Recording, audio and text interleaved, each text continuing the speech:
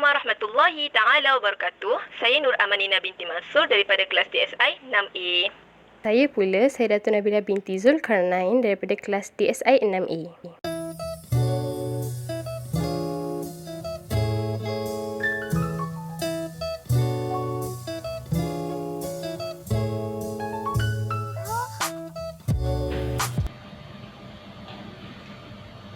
Assalamualaikum, Cik Amanina. Ada satu kes baru yang perlu kita selesaikan. Waalaikumsalam. Baiklah, kes apa tu? Kes keluarga Zamri, Azizah dan juga Jahat. Tak apa, nanti kamu emailkan dulu dekat saya. Petang nanti baru kita meeting. Baik, Cik Aminah.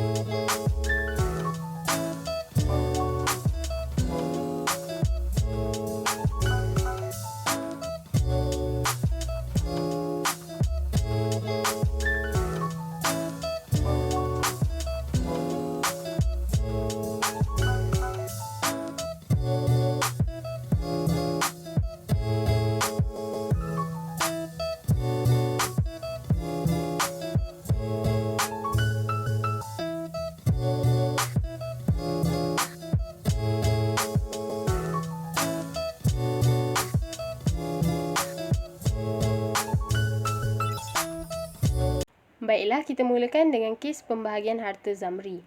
Zamri meninggalkan harta sebanyak RM400,000. Dalam kes ini, kita gunakan kaedah Al-Muwafaqah yang merupakan salah satu bahagian dalam kaedah At-Taksil. Apa itu Al-Muwafaqah? Muwafaqah ialah apabila dalam kes itu mempunyai nombor pembawah yang tidak sama ataupun nombor yang besar tidak boleh dibahagikan dengan nombor yang kecil. Akan tetapi, boleh dibahagikan menjadi satu angka yang sama. Kita lihat dalam kotak kadar fardu, nombor-nombor pembawah bagi setiap bahagian semuanya tidak sama. Tetapi nanti kita boleh bahagikan menjadi satu angka yang sama. Mari kita mula mengira. Mula-mula sekali kita perlu senaraikan ahli-ahli waris bagi si mati iaitu Zamri yang layak menerima faraid.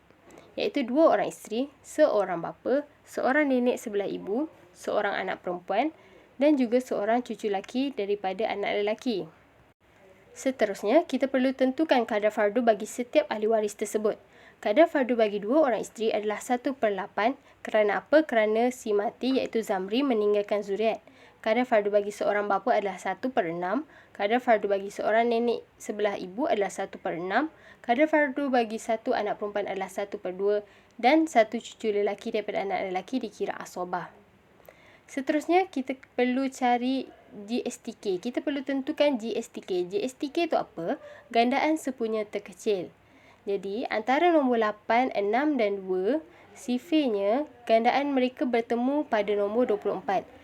Nombor 24 itu dikira sebagai asal masalah. Baiklah, mari kita kira saham bagi setiap ahli waris. Untuk 2 orang isteri si Zamri, 24 kita bahagikan dengan 8, kita akan dapat 3. 1 kita darab dengan 3 jadi 3, maka sahamnya adalah 3/24. 3/24 ini kita darabkan dengan harta peninggalan Zamri iaitu RM400,000. Kita akan dapat nilai faraid untuk 2 orang isteri itu adalah RM50,000, yang mana seorang isteri mendapat RM25,000. Seterusnya bapa si Zamri. 24 kita bahagikan dengan 6, kita akan dapat 4. 1 darab 4 kita akan dapat 4. Maka saham untuk bapa si Zamri adalah 4/24. 4/24 ini kita darab dengan RM400,000. Kita akan dapat nilai faraid untuk bapa si Zamri adalah RM66,666.67. Seterusnya, nenek sebelah ibu si Zamri. 24 kita bahagi dengan 6, dapat 4. 1 darab 4 jadi 4. Maka saham untuk nenek sebelah ibu si Zamri adalah 4/24. 4/24 ini kita darabkan dengan RM400,000. Kita akan dapat nilai faraid untuk nenek sebelah ibu si Zamri adalah RM66,666.67. Bagi satu anak perempuan si Zamri pula. 24 kita bahagikan dengan 2, kita akan dapat 12. 1 darab dengan 12, kita akan dapat 12/24 saham bagi satu anak perempuan si Zamri. 12/24 ini kita darabkan dengan RM400,000. Kita akan dapat nilai faraid untuk satu anak perempuan si Zamri adalah RM200,000.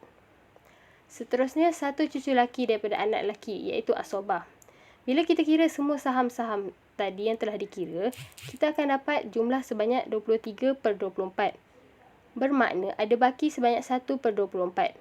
Oleh itu, bahagian asobah yang mengambil secara baki, iaitu satu cucu lelaki daripada anak lelaki si Zamri ini, akan mendapat 1/24. 1/24 ni kita darabkan juga dengan RM400,000. Kita akan dapat nilai faraid untuk satu cucu lelaki daripada anak lelaki ini, RM16,666.66. Maka, cukuplah pembahagian bagi harta peninggalan Zamri.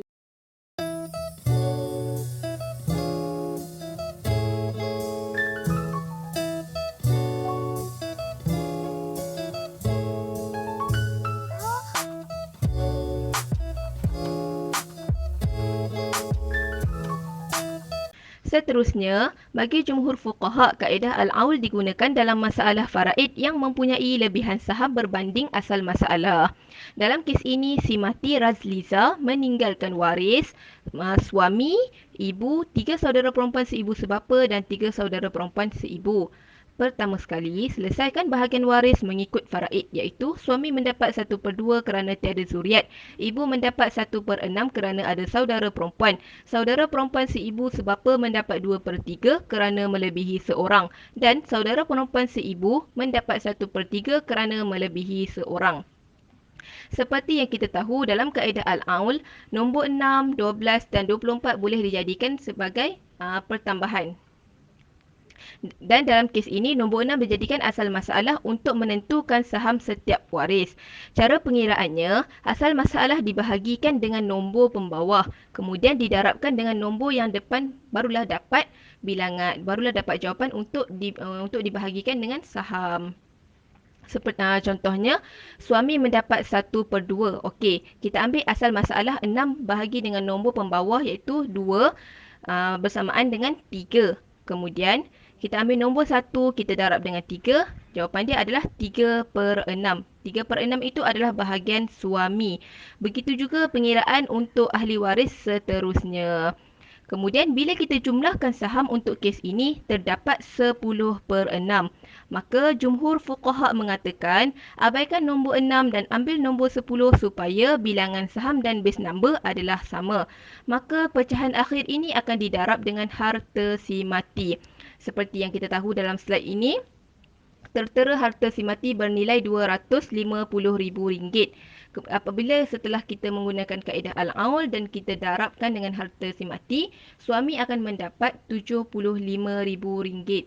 Manakala ibu akan mendapat RM25,000. 3 orang saudara perempuan seibu sebapa akan mendapat RM100,000 dibahagi dengan 3. Dan 3 orang saudara perempuan seibu akan mendapat RM50,000 dibahagi dengan 3.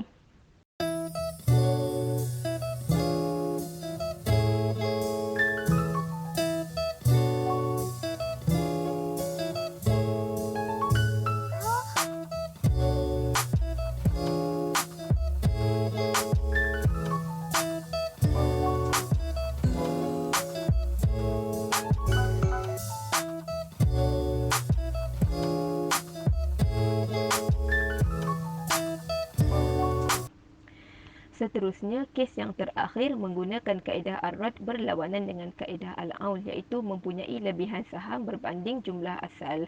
Dalam kes ini, si mati Johari meninggalkan waris seorang anak perempuan, 2 orang cucu perempuan daripada anak lelaki dan seorang nenek sebelah ibu. Pertama sekali, selesaikan bahagian waris mengikut faraid. Anak perempuan akan mendapat 1/2 kerana tiada saudara lain bersamanya.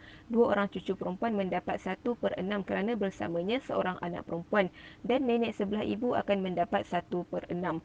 Dalam kes ini, nombor 6 dijadikan asal masalah untuk menentukan saham waris. Cara pengiraannya, asal masalah dibahagikan dengan nombor pembawah, kemudian nombor di atas didarabkan dengan jawapan tadi. Maka jawapan daripada itu dijadikan sebagai saham. Cara pengiraannya iaitu anak perempuan mendapat 1/2. Kita ambil asal masalah 6 bahagi dengan 2 bersamaan dengan 3. 1 darab 3, jawapan dia adalah 3. Maka saham anak perempuan adalah 3/6. Manakala cucu perempuan mendapat bahagian 1/6. 6 bahagi dengan 6 bersamaan dengan 1. 1 darab 1, jawapan dia adalah 1. Maka saham cucu perempuan adalah 1/6. Begitu juga nenek sebelah ibu, sahamnya adalah 1/6. Bila kita selesaikan semua bahagian baru berjumlah 5, maka di sini terdapat lebihan sebanyak 1 bahagian. Dalam situasi ini, ulama yang menggunakan kaedah pulangan semula Ar-Rad mengatakan abaikan nombor 6 dan ambil keseluruhan jumlah saham yang telah dicampurkan tadi iaitu nombor 5 menjadi asal masalah baru, iaitu menjadilah pengiraan yang baru. Iaitu anak perempuan akan mendapat 3/5, cucu perempuan akan mendapat 1/5, nenek sebelah ibu akan mendapat 1/5. Dan hasil pengiraan yang terakhir akan didarabkan dengan harta si mati. Seperti yang tertera di dalam slide ini, si mati meninggalkan harta sebanyak RM980,000. Setelah dibahagikan, anak perempuan mendapat RM588,000, manakala dua orang cucu perempuan mendapat RM196,000 dibahagi 2 kerana ada 2 orang.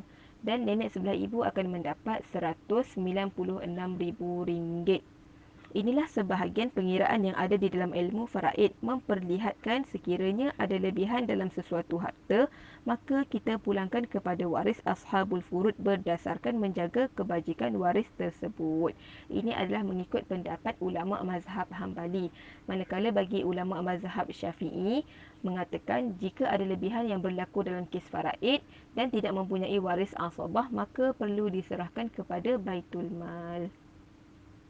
Alhamdulillah, Cik Amalina. Selesai juga kes kali Betul ini. tu. Semoga penerangan ini dapat memberi manfaat kepada ahli keluarga semati kerana ilmu faraid amat penting dalam menyelesaikan pembahagian harta pusaka. Baiklah, Cik Amalina. Jumpa lagi. Waalaikumsalam. Bye.